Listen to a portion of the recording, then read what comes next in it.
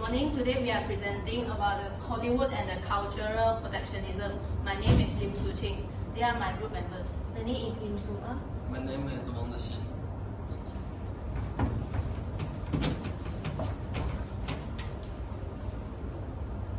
This is our table of content. Globalization is a concept characterized by free movement of people, capital, goods and services.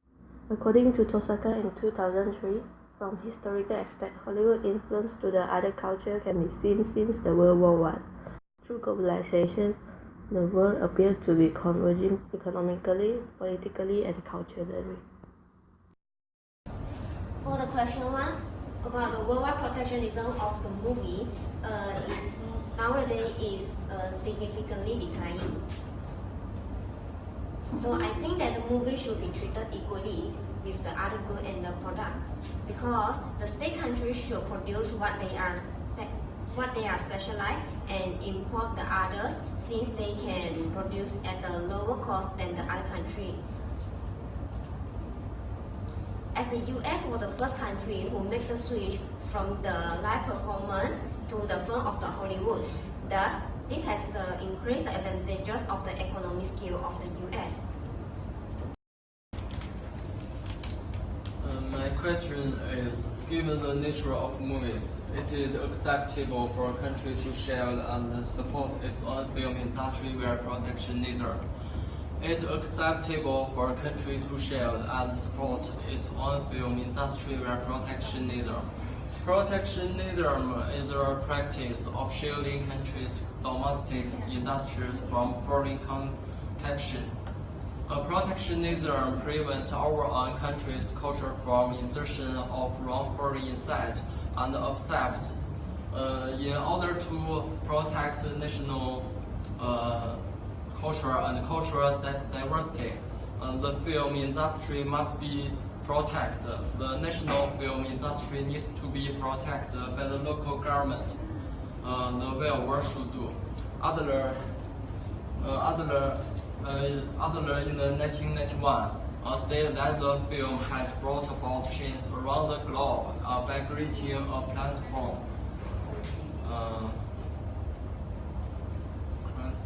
where people are able to acquire cultural awareness of other nations, thus being able to identify and interpret and hence analyzing implicit and explicit values of each culture according to the phenomena that are attached in them.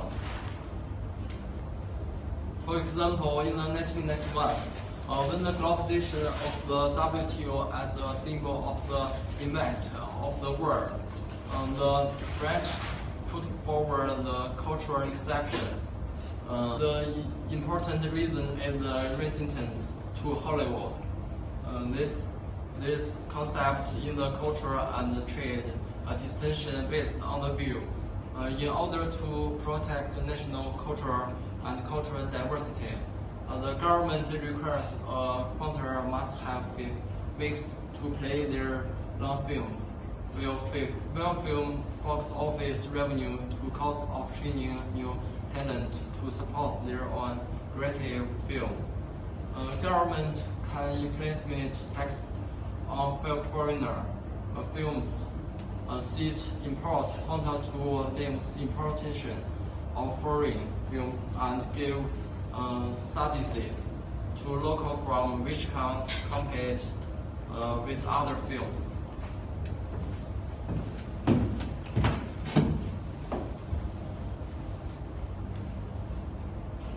From the graph above, taxation increased the price of foreign goods.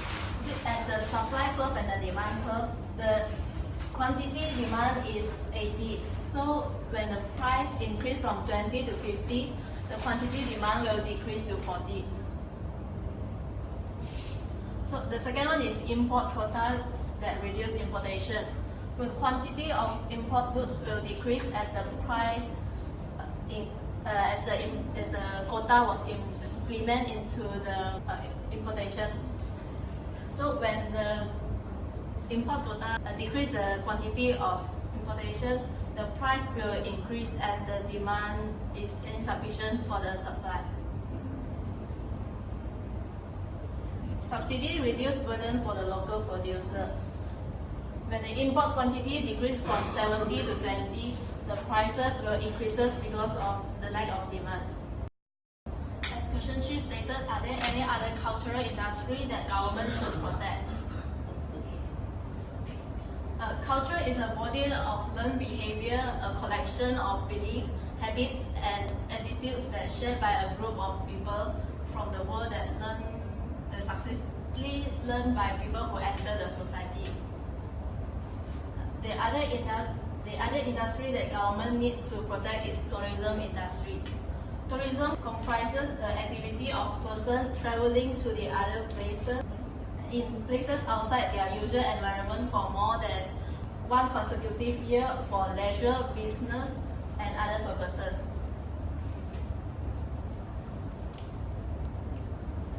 There are positive impacts of tourism. Tourism generates employment in the social community. And tourism has become one of the fastest growing economic sectors in the world that brings benefits to the economy. Tourism turned the world to a new social economy, progress in industrialized and developed states because tourism will bring in development of infrastructure. Acculturation improve living standard of the local community. Tourism simulates the adaptive method of reuse of historical building will provide environmental benefits through the conservation of the coin has two faces. Tourism also brings negative impacts to a country. Tourism might bring conflicts between local and tourists and cause the cultural clashes because of their misunderstanding of values, lifestyle, and languages, levels, and prosperity. Irritation might happen because tourist behavior that didn't respect the local culture. Like in some Muslim countries, tourists might have drink alcohol openly, and this will cause misunderstanding between local and the tourism. Secondly, improper behavior of tourists will invade into the local culture. Many tourists come from different countries, so they have different points of view. When the local people come in contact with the tourists and see them spend money in their country, they will try to copy their spending attitude because they don't have that much of money, and this often happens in the poor country. Thirdly, tourism uses up local resources. Uncontrolled conventional tourism poses potential threats to the natural habitats. Tourism can create great pressure on the natural resources and raw material that already have short in supply. Land degradation will happen because the development of new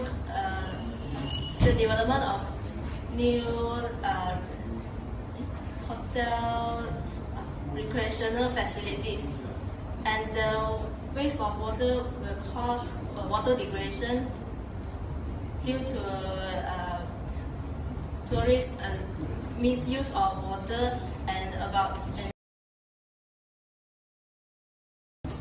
So come to the question 4 is regarding how does the culture will affect the business management in the world. So the first one is regarding the innovation. Nowadays, the technology change in the culture affect almost every part of our life as a result of the cultural revolution. So the most important part in the technology has changed the pace of how we do the business. This makes the business process has been modified and organization all are making now much more efficient than ever. So when the technology is introduced into the business, it's created the new product, process and the operation with the business opportunity is increased. So for example, the innovation, the cheaper and the more powerful of the computer transform some of the function and the operation, and this, it created a new form of the organization structure and a flexible way of the working. Secondly, is regarding the accreditation. When we do the business with an affiliate from another country, consider the culture difference may be present, and thus the company must make a quick adaptation to the new cultural environment.